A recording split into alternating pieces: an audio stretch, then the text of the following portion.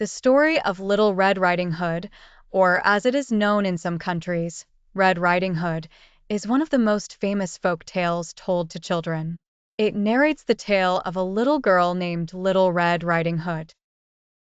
Summary of the story **. Once upon a time, there was a little girl named Little Red Riding Hood who lived in a small village with her mother.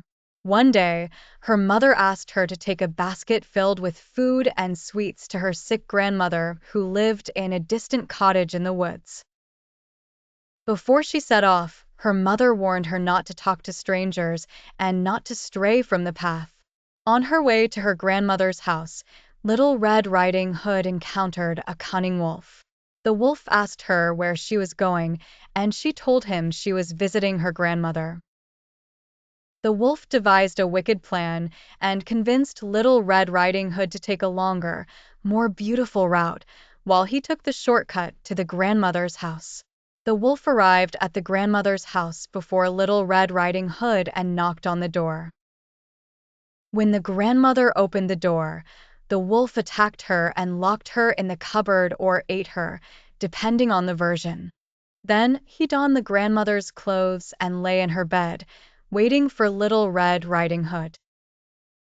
When Little Red Riding Hood arrived at the house, she noticed that the grandmother looked strange, so she asked her, "Grandmother, why are your eyes so big?" The wolf replied, "To help me see you better." Then Little Red Riding Hood asked, "Grandmother, why are your ears so big?" The wolf answered, "To help me hear you better." Finally, she asked, "Grandmother, why are your teeth sharp and big?" The wolf replied, "To help me eat you." Then the wolf lunged at Little Red Riding Hood, but at the last moment, a nearby hunter heard the commotion. The hunter entered the cottage, killed the wolf, and saved Little Red Riding Hood and her grandmother.